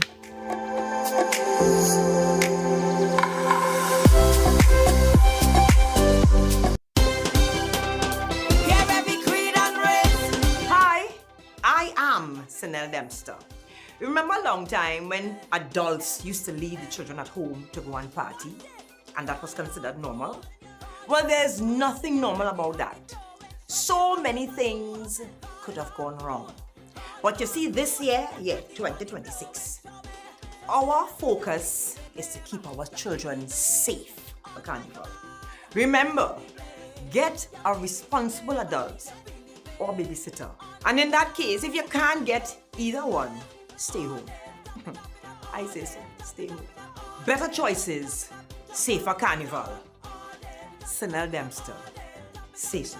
Calling all crew, you got the honey flow and show me what you gonna do. Boom. You must obey, the rhythm out of this world, you're jumping out of control. Throwback Thursdays on TTT takes a whole new meaning this Carnival season. We're digging into the archives and bringing you the moment that made Carnival unforgettable. The music that made us throw our waistlines, the fets that had flags waving, and the energy that carried us from the stage to the road. From iconic performances to unforgettable stage moments, from panorama to the Marsh Gras, from Soca Monarch to concerts, where one beat could mash up the whole place. This is the Carnival we know and love. Raw, real, unfiltered. The kind of Carnival that had us jamming without a care, living in the moment, and carrying the vibes long after the music stopped. This Carnival season, Throwback Thursday on TTT isn't just about looking back, it's about reconnecting with the spirit, the freedom, and the culture that live inside all of us. So whether you were there when it happened or experiencing it for the first time, pull up, tune in, and relive the vibes. Throwback Thursdays, the Carnival edition, only on TTT, the home of Carnival.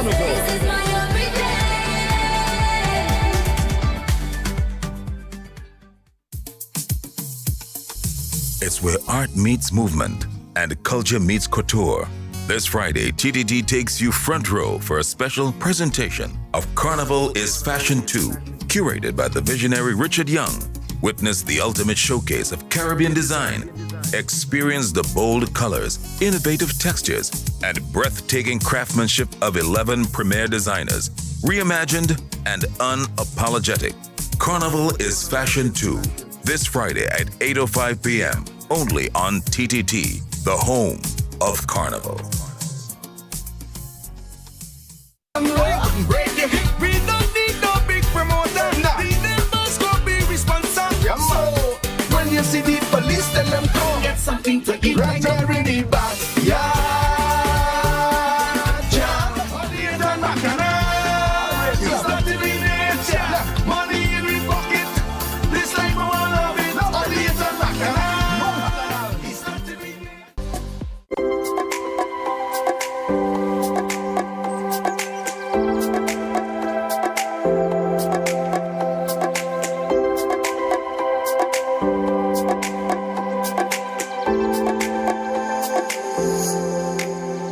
This morning, we chat with an NGO that is really close to my heart, being a Goodwill Ambassador for Support Autism Trinidad and Tobago.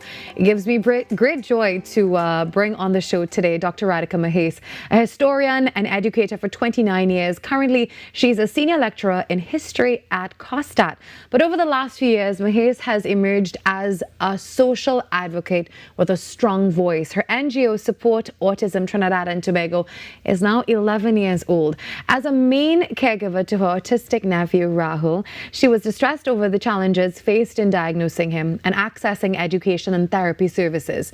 She simply couldn't find opportunities for her nephew, so she decided to create them herself. And out of desperation, she started Support Autism. Good morning, Dr. Mahes, and welcome to Trinidad and Tobago Today. Good morning to you, and good morning to the whole of TNT.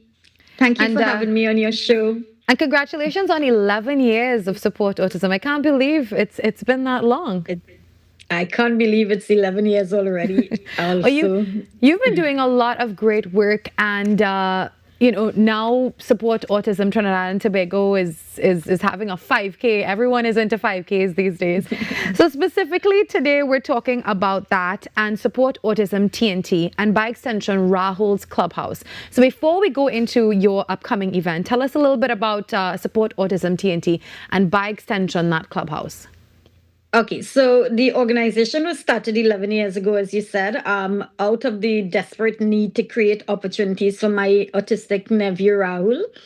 While we were trying to get help for him, I met so many other parents and caregivers who were struggling as well, from getting a diagnosed, getting the children diagnosed, finding a school, to just getting opportunities for them to socialize and so on. So I started the NGO with the main aim of creating opportunities for autistic persons in Trinidad and Tobago. And when we started, we would normally have events. So, we had things like our Autism Christmas Party, Autism Fun Day, Autism Summer Camp, and so on. But we always know that we needed a dedicated space where we can have opportunities on a more consistent, ongoing basis. So Rahul's Clubhouse came out of that need. Rahul's Clubhouse actually will turn 4 years next month. It was started with a grant that my niece Maya Kirtinanan got from the Queen's Commonwealth Trust. She was actually the Commonwealth Young Person of the Year for 2023. And with that grant, we were able to open the Clubhouse. We offer very wide range of intervention services for both autistic children and adults. We have regular educational program. We actually open from Monday to Saturday. And we work with the kids at their level. So we will do an assessment of the kids. We'll see what they need help with. And our programs address everything holistically. So it's a bit of behavioral, speech, occupational, functional, academic, depending, of course, on the child's level and what he or she needs individually. Yeah. Also, good morning to Maya. I know Maya has been doing so much. That's Rahul's sister, and doing a lot for Rahul's Clubhouse as well. It is such a beautiful spot, and just so much love and light in there. Dr. Radhika, Support Autism Trinidad and Tobago has officially launched registration for this 5K. Everyone's talking about it. It's called the Autism 5K Run and Fun Walk 2026. Tell us about the event and what will the funds be used for? So it's the third year that we're doing our 5K event. It's the biggest fundraiser that we have for Rahul's Clubhouse. All the money that is raised from this event goes towards offsetting the costs at Rahul's Clubhouse. I should mention that what we do at Rahul's Clubhouse is offer the program at a very low cost, at a minimal cost, as well as we try to fully sponsor children from lower income group and from very rural areas. We have children from far as Mayaro and Cedros and as far as Sangre Grande come into our clubhouse in San Fernando. So, the cost of just transport is so very high. So we try to offset whatever cost we can through for the fundraiser. The 5K, when we started in 2024, we started with 500 persons. It was our first time. We wasn't sure what to expect. And we said, Maya said, actually, go big or go home. So we started with 500. And then last year, we were sold out in 3 weeks when we started 2 years ago. Then last year, we were sold out again within 3 weeks. And we increased it to 800. This year, we will be welcoming 1,000 participants to our Autism 5K walk and fun walk and run, and we are hoping that we will be sold out again. And in fact, we opened registration 3 days ago, and we almost halfway through our numbers. So we are so happy, and we are so honored and humbled to see the kind of support that we get, not just from the racing community, but from parents and caregivers and companies who all want to support the cause and who want to support us and the program that we offer at Ralph's Clubhouse. Yeah, tell us about the organizations that you've partnered with for this 5K. So, as when we started 2 years ago, we had no idea how to go about organizing a 5K, and Maya and I had started running, and we are part of that running community, and we approached two of the most vibrant groups, running clubs in South Trinidad. One is the WDA crew, and the other is One More Mile. They hold events regularly. They came on board with us willingly, and they have been so they have played such a big role in helping us to organize this. They handle all the events, the road management on the day of the event. They handle our water stops. They make sure that every single participant have a safe experience, that everyone is well taken care of. So I just want to say a very special thank you to One More Mile and WDA crew. I also want to say a very special thank you to Extra Mile Events, who handle our timing of the event, as well as Bibs. And it really and truly takes a village, and we have depended heavily on these groups to help us to make sure that our event is not just successful, but it is safe, because it's a big crowd we're talking about, and we want to know that everybody can come and have a fun time, but they do it in a safe environment. Yeah, and it's for a good cause as well. Dr. Mahes, tell us a little bit about the activities at the 5K. What can people expect?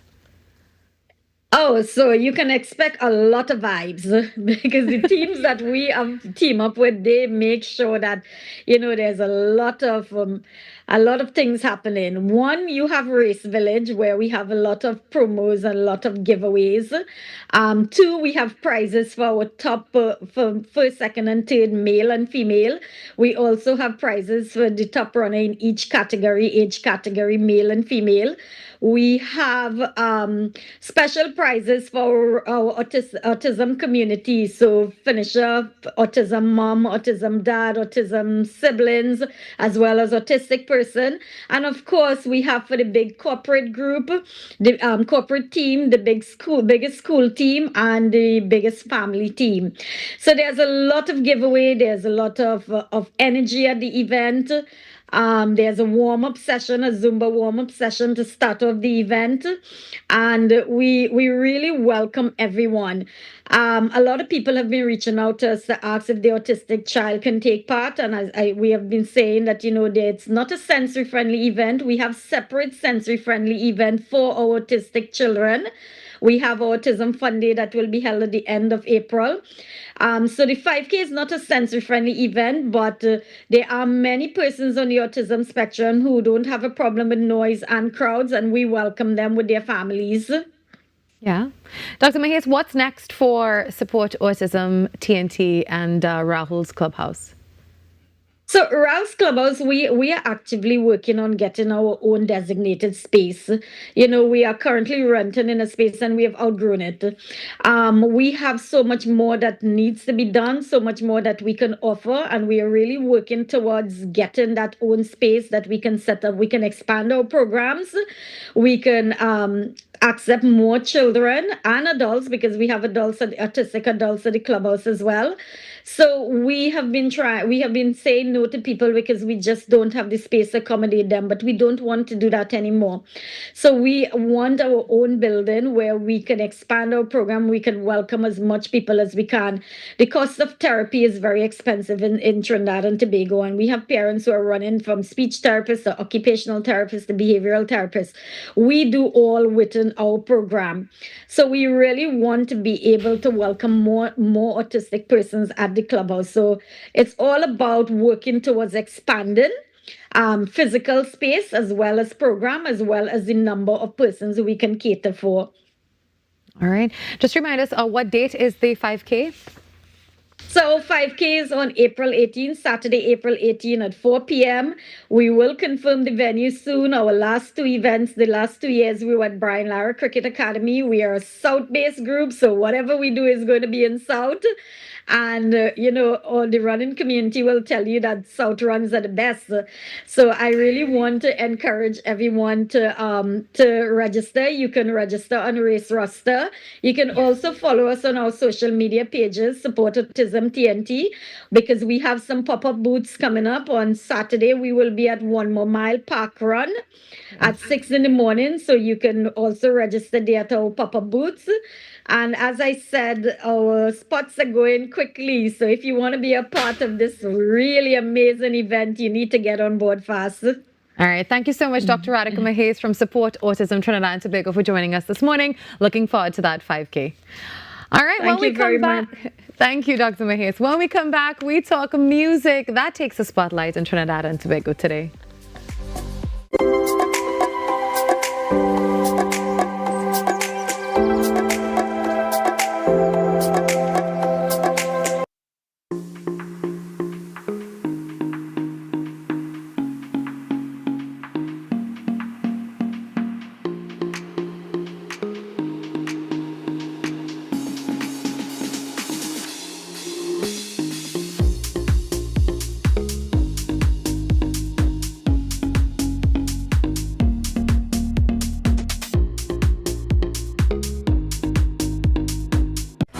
Your world moves fast, so do we. TTT News brings you the people, events, and issues that matter most. Stay informed, stay ahead. TTT News, every night at 7. TTT News, committed, accurate, relevant.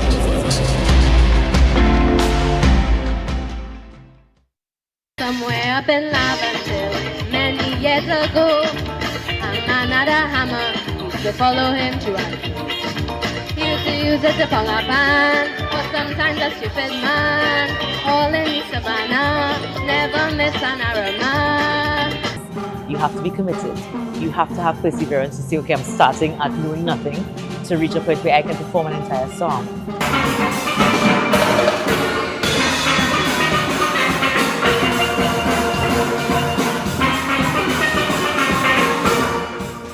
Now listen, this is your boy Carlos Edwards. And as a former player, let me tell you, it's the fans, man. The fans that made the game. That's the 12th man right there. And when it comes to Trinidad and Tobago, there's only one 12th man you need to know. My guy, Andre Errol Baptiste on TTT. He's bringing the heat every Thursday.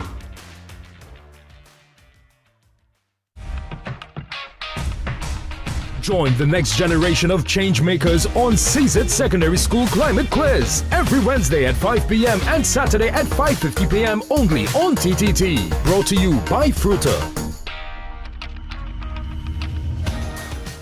9, 8, 7, 6, 5, 4, 3, 2, 1.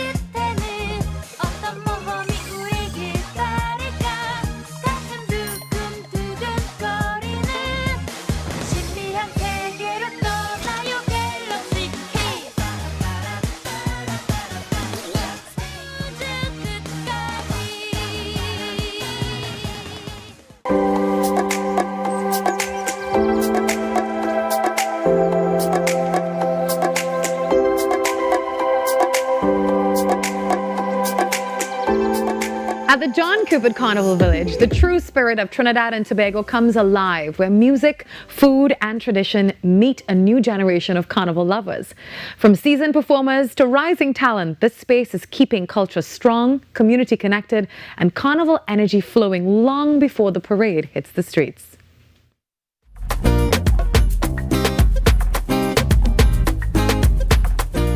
Carnival doesn't only live on the road, it lives in the village.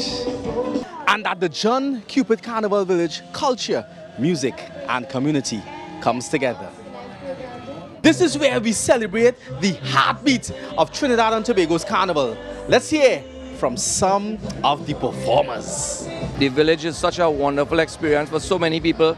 You know, unemployment and everything else is down in the country, and I think this, you really see this lifting people to like almost back in the days, because back in the days, this is the kind of crowds we used to see in the savannah. All of the above, what keeps Ricky Jai going? You had to check back some of my songs that didn't make hits.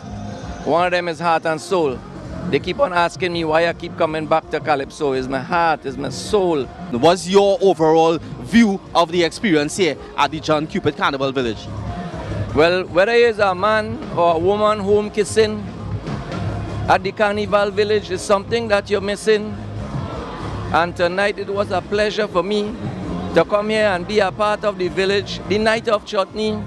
What does performing at the John Cupid Carnival Village mean to you? From the first night I came, this is my third night. It was amazing just to see all the people that came out from the different ages, young, old, middle age, you know, just coming out and enjoying themselves. And I just feel like it's a part of the culture, and I am doing my part for the culture.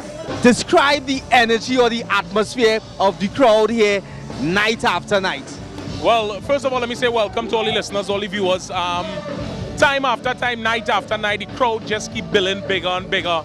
You know, for this year, 2026, is something new for Trinidad and Tobago. It's something new for the John Cupid experience. You know, for the volumes of people has been coming.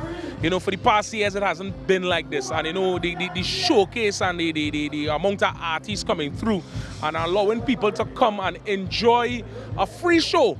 You understand? Because every night it's free here at the John Cupid as well. At the John Cupid Carnival Village, Carnival is more than celebration. It's connection, creativity, and community. I'm Junior K, TTT News. Well, today I'm joined by one of Trinidad and Tobago's most versatile musical minds, producer, multi-instrumentalist, singer-songwriter, and new solo soca artist, Keshav. You've probably danced to his work without even realizing it. He's produced some music for some of the biggest names in soca and dancehall. He's performed on international stages as well, and he even earned a Grammy nomination as a producer. But right now, this carnival, Keshav is stepping forward with 3 brand new soca singles while still doing what he does best behind the scenes, producing hits and performing live across fetes and stages. He's been busy this season, from solo performances to packed carnival events, and today we're talking new music, live energy, and what inspired this latest chapter. Keshav, welcome. It's good to have you. Good morning. Thank you so much for having me. It's been a long time. Great to see you. Yes, you've been doing great work, not just behind the scenes, but on the stages as well. You've got 3 new singles, so congratulations on that. Thank you very much. But tell us about those 3 new songs. Yeah, definitely beaten road and plenty stages this carnival. So I have 3 singles out. The first one is called Symphony, which was produced by DJ Private Ryan, a co-collaborator of mine. We've done a lot of music together, but as I have stepped forward into the front of the stage and holding a mic in my hand, DJ Private Ryan has been producing my solo music as well. So it's interesting, the shoes on the other foot. The tables have turned. Yeah, so to speak. And then the second single is something called Carnival Soul, which is a Just Now and Keshav record. And it features an iconic sample by Ralph McDonald, who is the producer of Bill Withers' Just the Two of Us, who many people don't know is a Trinidadian, but he's an incredible and iconic musician. So I cleared that sample. I've been wanting to use it for years, and I finally did. So that's out. And the third one is something called We Lyman, which is Just Now, the legendary Leston Paul, who produced Hot, Hot, Hot and so many iconic calypso and soca records, and of course, fast rising soca star Pretty. All right. Well, you've been performing a lot more live as a solo artist. How has the crowd response been? It's all kind of different crowds, like I've been performing in the clubs, internationally, all over the place at festivals with the Just Now set. I've been in Japan, I've been in India, I've been in the States, I've been all over. But you know what? more mic time, more stage time, and it makes me want more. And yeah, it's incredible. For me, the reason why I step into this light, into this role, is because I get to go direct to the people. I don't have to do it from the back and wait and see how the people react to it and that kind of thing. It's amazing. It's so gratifying, and I'm enjoying it. I'm so happy for the support from everybody. Thank you so much, Joel. But apart from doing that, you're still doing the behind the scenes stuff. But how do you balance being a producer and an artist? Where do you find the time, Keshav? Well, yeah, I didn't leave my day job yet. And absolutely, that's something I've been honing and focusing on for so long. I've started in music production when I was very, very young, as a teenager. And yeah, you know what? I'd say working as a vocalist and an artist now is somewhat liberating in a sense, because in that sense, other people are kind of producing and sending me stuff, and I kind of just review it and say, okay, this works, this doesn't work. And it's all about time management, as in anything and in any career, time management and making sure to focus. And it's almost an obsession, but, you have to be careful what you ask for, because, it's a 24/7. Yeah, definitely. 365 situation. So who much is given, much is definitely expected. But what made you decide to finally step forward now as a solo performer? Something I wanted to do for a long time. The first time, I'll rewind all the way back to my childhood. The first time I stepped on a stage, I was thinking about this the other day, was in India when we were posted. My family, so a diplomatic family, represents Trinidad my whole life. And it was in front of 30,000 people in New Delhi singing a calypso song when I was maybe 8. And I touched stages intermittently here and there, but it's always provided me with the most exciting feeling of all. And I've been lucky to be on massive stages and playing massive crowds in Just Now, but in a different way, behind the drums, not saying much. Then I started to host the show with my other co-members of Just Now, and it just felt like the right time. The pandemic did a lot of things for people, provided a different stimulus, and it provided me the space and time to just record so many records. I've recorded so many songs, and it's now time to get it out to the people. Yeah. No better time than now, and I feel really good about it. Well, I know you don't like to talk too much about it and too much bragging, but you were nominated for a Grammy as a producer. How has that experience influenced how you approach music today, Keshav? Well, that's a cool, I guess, plaudit or like a superlative. It's really awesome, I think, for Caribbean music and soca music, for a soca producer to be kind of spotlighted in that way. That was actually for Beanie Man's album a couple of years ago. But, there have been other producers and artists from Trinidad and Tobago kind of definitely knocking at the door when it comes to that. Not only opens more doors for us in our industry, and we're trying to make a statement in the world for our industry, and soca, can punch above its weight, Yeah. Keshav, what can fans expect from you for the rest of the Carnival season? Where you gonna be? What you gonna do? It's a short season, So, yeah, I am all over the place. Last night I was with Bungie Garland, my big bro, at his event down in Woodford Cafe. Big up to the Vikings every time. I am playing in a few fetes this Carnival season. All you have to do is go on my social media, right? Keshav Trinidad, Keshav Trinidad, Keshav Trinidad on all social media platforms, and you can find my gig schedule. I also have a booking agent in Trinidad now, big up JCM Bookings, so if you want to get at me, just holler at them. But you go see me on the road and on the stage. And I'm also doing a truck on the road, right? So keep locked to my socials to find out more about that. All right. Well, before we take in a performance from Keshav, just a gentle reminder, our sister station Next 99.1 FM, Digicel, and Forest Park Punch present Pavement Lime, the Carnival Pump Edition. All roads lead to Rampasad's Restaurant and Bar in Moruga. Get ready for 100% soca, 100% vibes, 100% dominance. The action starts at 7 p.m. The best part? It's absolutely free. We've got drink specials on Forest Park all night long. But guess what? Tonight is not the last train. Tomorrow, we're rolling into Siparia for another massive showdown of vibes and carnival madness. Rampy's Bar, all roads lead to you. So, you know what to do. Grab your crew, your flag, and let's go pump with 991. You can follow them at Next 99.1 FM for all the information you need. Next 99.1, Pavement Lime, the Carnival Pump Edition. It's all sponsored by Digicel, Forest Park Punchin', Blue Waters, Stamina Energy, Yellowtail Wines, Absolute, Jameson Irish Whiskey, Sunshine Snacks, Sun Mix Nut Bar, Creamery Novelties, and the Ministry of Culture and and community development. Well, as we say thank you for joining us today on Trinidad and Tobago Today, we're going to leave you with a performance. We've got 2 of your singles for us this morning, Keshav. Hey. So you get to wrap the show. Thank you. Thank you so much for being here on TNT Today. Tomorrow we do this all over again, Friday from 6 a.m. Keshav? Let me go. No long talking, no skylarking, bacchanal walking, tantalizing ways, yeah. Oh my gosh, it bringing me closer, calling. Give me a critical warning, girl, look at that face. I want to play with you like the keys on my piano, and I want to stay with you till the morning and don't go home. And I want to rave with you till we done and we all alone. Girl, you have the flavor, so let the vibe bubble and start to roll. My composition, minor to major. Love your rendition, let me be your conductor. My composition, minor to major. Love your rendition, let me be your conductor for this symphony tonight.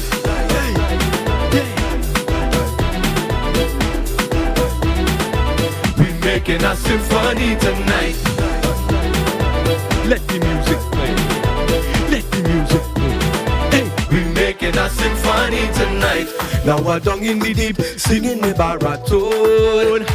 Yeah, you're making me weak, sweet in your soprano. Yeah, like a ballerina, I love how you spin and roll. Feel it in the soul, all down to my toes. I want to play with you like the keys on my piano, and I want to stay with you till the morning and don't go home. And I want to rave with you till we done and we all alone. We want the flavor, so let the vibe bubble and start to roll. My composition, minor to major. Love your rendition, let me be your conductor. Yeah. My composition, minor to major. Love your rendition, let me be your conductor for this symphony tonight.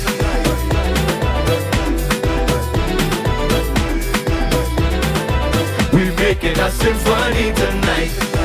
Let the music play. Hey, hey, hey, hey, hey. We're making a symphony tonight. Symphony tonight, yeah. Hey, hey. We're making a symphony tonight. Yeah, yeah, yeah, yeah. Hey, oh, oh, hey. We're making a symphony tonight. Yeah. Yeah. That one was Symphony with DJ Private Ryan and myself. It's time to play this one called Carnival Soul. I see a bubble in the studio. Soca keep we young and we hot and old in we soul. It will last forever, more than diamond and gold. Soca keep we young and we hot and old in we soul. It will last forever, waistline and drums start to roll. Sing it. Pa, pa, pa, pa, da, pa. Pa, pa, pa, pa, da, pa. Everybody sing pa, pa, pa, pa, da, pa. I want you to sing along at home. Pa, pa, pa, pa, da, pa. Oh, oh. Story time. We never over analytical. We touch the vibes and I bring it to the spiritual level. Come from the original continents. Together make a musical heaven. #1 rhythmatical. Come to win. We doing this 24/7 like a boss. Big bad soca, no don't take we for jokers. It's brass in the rukum kutum pum iron. In the rukum kutum pum drum. In the rukum kutum pum. And we do this carnival thing is love way. In the rukum kutum pum bacchanal. In the rukum kutum pum festival. In the rukum kutum pum. Lord, I love this carnival. Soca keep we young and we hot and all in we soul. It will last forever, more than diamond and gold. Soca keep we young and we hot and all in we soul. It will last forever, waistline and drums start to roll. Sing it, pa pa pa pa da pa. Hey, pa pa pa pa da pa. Oh oh oh, yeah. Everybody sing pa pa pa pa da pa. Hey hey, pa pa pa pa da pa. Yeah. We go party. party like we 18. This one can't break like the A-team. No, it must be why they hate me. Cause they coulda never replace me. No, you see the music amazing. Made for ladies and babies, intelligence and crazy. Like a boss, big bad soca. No, don't take we for jokers. It's road in the rukum kutum kum juve. In the rukum kutum kum Steelpan. In the rukum kutum kum. We do this carnival thing, it's love way. In the rukum. Next, 99.1 FM, Soca Dominion, where Soca lives. Give me a chance to wine on you, so I can win with you, and I could jam with you. Give me another chance so I can...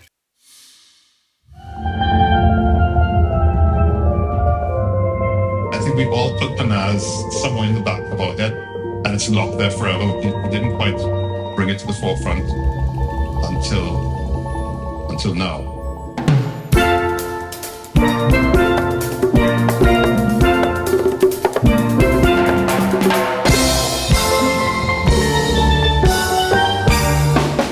The main reason for us forming the band was to enter a competition in Trinidad called Pan Ramajé. After the fourth year winning, we pulled out of the competitive arena and tried to start spreading music overseas. We want to actually show the audience what Trinidad and Tobago music is about. You know, it's like we changed the perspective that people had of pan and pan players. When we feed off of each other, the crowd actually feel that energy, and then they start to get excited, and then we start to feed off of their energy, you know. I think in those moments I felt like, yes, I was living my dream. To see the joy on the players' faces when we perform, it will always stick in my heart.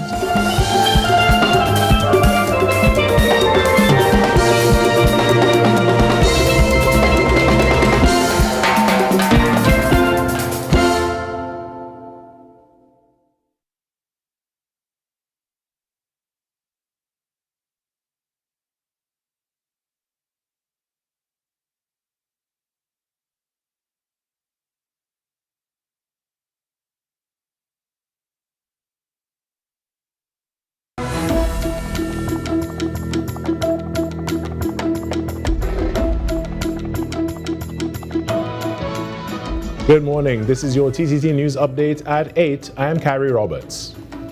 Making the news at this time.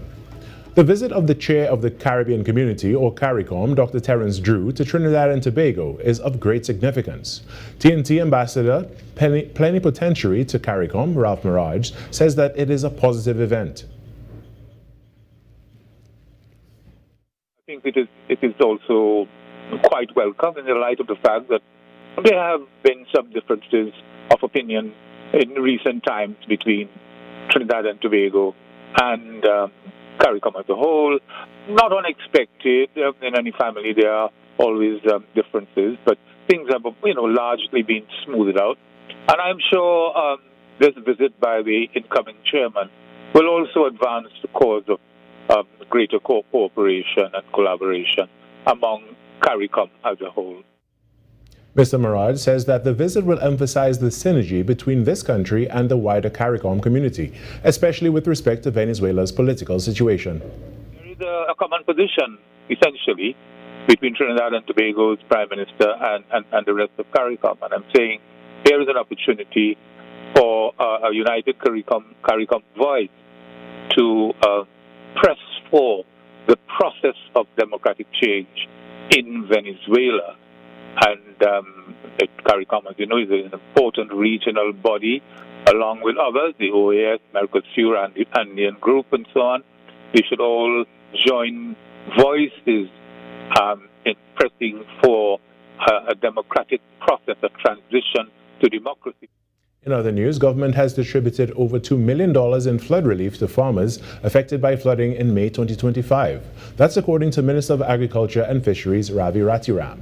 Minister Ratiram was speaking during a farmers' consultation held at the office of the Member of Parliament for Tunapuna on Wednesday afternoon.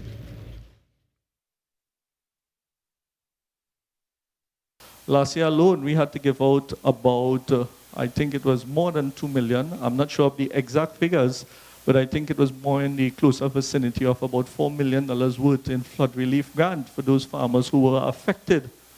And we are talking about not just giving out the grant to help the farmers, the price of the commodity in the market, after the supply falls, what happened? The price goes up. The Cooperative Credit Union League of Trinidad and Tobago has pledged its unwavering support for the continued development of the credit union movement. This is in response to claims by a joint select committee that the legislative framework governing credit unions across the country is outdated. The assurance was given during the launch of the League's 2026 calendar of events, where the organization reaffirmed its commitment to strengthening and modernizing the sector. Newly appointed president of the Cooperative Credit Union League of Trinidad and Tobago, Aldrich Neptune, noted that the League has been lobbying for legislative reform since 1975, but those efforts were overlooked for decades. These claims by the central bank are a distortion of the facts. For it is a matter of public record that the League and the credit union movement were the first to call for modernization of the Cooperative Society Act 8103 of 1971. With the launch of the calendar of events for 2026, Mr. Neptune said the movement will continue to defend their rights and protect the interests of its members. We support the democratic right of the members to elect their leaders. However, we have never suggested that anyone, as the central bank put it, can walk off the street without meeting necessary competencies and sit on a board. We have never advocated that, and we do not support that. And that is not what exists in the movement at the moment. The annual calendar of events listed several items, including an overview of FATF amendments in March, the 79th Annual General Meeting in April, and 26th Annual Leadership Conference in May. In some sport now, the West Indies under-19 team fell just short against Australia in the Super 6, going down by 22 runs despite a blistering start from opener Zachary Carter. Carter struck 64 from just 42 balls at the top of the order, giving the West Indies real hope in the chase, but after his dismissal, momentum slipped away. Speaking after the match, Carter reflected on the disappointment and the lessons he's taking from this World Cup campaign. I was really disappointed. I was really determined to get a base score and get my team over the line, so it was guttered, and that was, to me, it was a poor shot selection, and I just think that learning has to take place. Decision making is a big key. At this level, with the quality bowling as Australia, you just have to be really disciplined, so I think that I lost the discipline there. And that was your TTT News Update. I'm Carrie Roberts. Have a great day.